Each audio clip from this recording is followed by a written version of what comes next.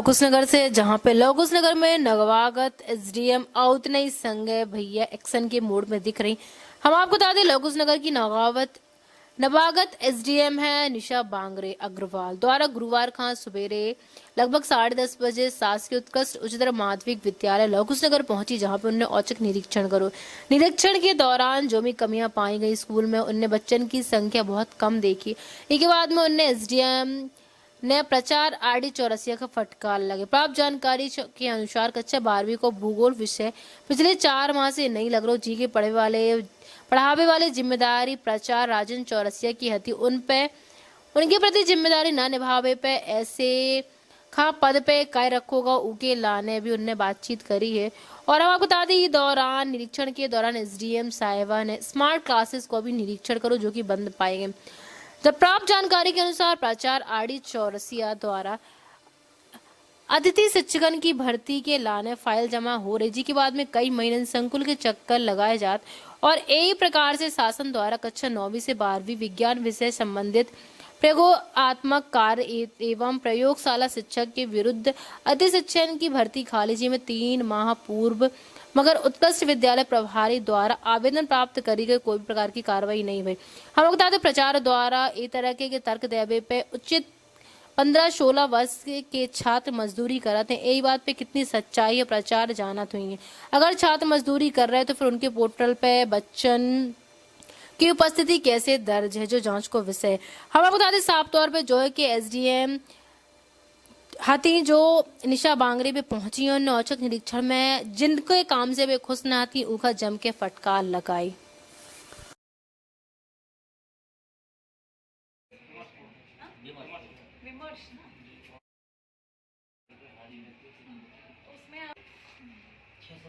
बच्चे समय पे पहुंच रहे हैं या नहीं, शिक्षक समय पे आ रहे हैं या नहीं। तो यही पढ़ने को मिला कि कुछ बच्चे नहीं आ पाते हैं।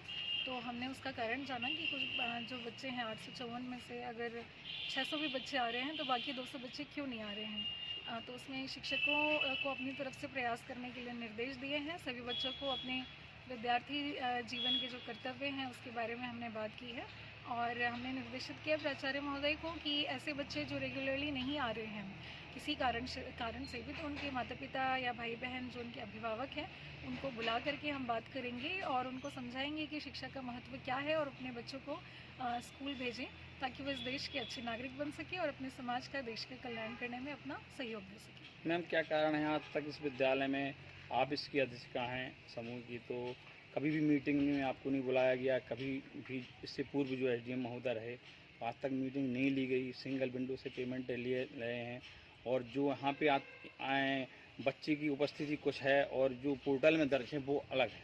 इस संबंध में आप क्या कहेंगे? अब ये मैंने देखा कि पूरे लगभग ज़िले में यही हालत है कि जो बच्चों की संख्या है वो मतलब उतनी अच्छी नहीं है जितनी होनी चाहिए। तो संख्या के लिए हमें कार्य करना चाहिए और आज तो मैं पहली बार आई हूँ। 1 तारीख को मैंने ज्वाइन किया है, आज तो 8 तारीख है और अभी आगे जो भी मीटिंग होगी मैंने निर्देशित किया है कि आप उस मीटिंग को रखें और हमें आमंत्रित करें। और प्राचार्य महोदय प्रभारी प्राचार्य महोदय हैं तो उनका कहना है कि चूँकि मेरे ऊपर प्रभार है तो बहुत सारी उनकी भी समस्याएं हैं, लेकिन उसके बावजूद भी हमने उनको निर्देशित किया कि वे अपना कार्य एक प्राचार्य के तौर पे जो कर सकते हैं वो यहाँ करें और अगर इस तरह की कोई गड़बड़ियाँ पाई जाएगी आगे भविष्य में, जब तक मैं हूँ, तो निश्चित तौर पे हम उस पर ध्यान देंगे। मैम, इस संकुल के अंदर काफ़ी ऐसे विद्यालय हैं जहाँ पे अतिथि शिक्षकों को नहीं रखा गया।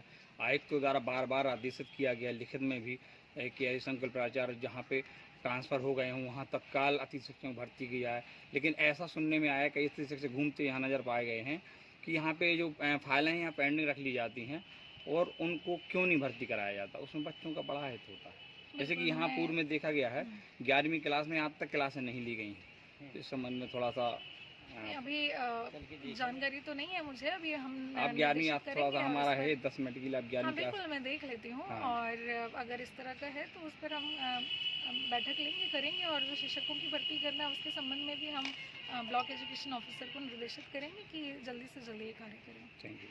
यहाँ शासकीय उत्कृष्ट उच्चतर हायर सेकेंडरी स्कूल किस लिए आई थी? मेरा यहाँ काम था क्योंकि 10 से 15 दिन हो गए हैं मुझे अतिथि शिक्षक के लिए कटेरा में मैंने जगह फॉर्म डाला था मैंने अतिथि शिक्षक में, तो वहाँ सोशल साइंस की जगह थी। तो यहाँ अनुमोदन के लिए मुझे 10 से 15 दिन हो गए हैं जब से मैं आ रही हूँ, और सर आज की कहते हैं, कभी कल की कहते हैं, लेकिन वो अनुमोदन नहीं कर रहे हैं।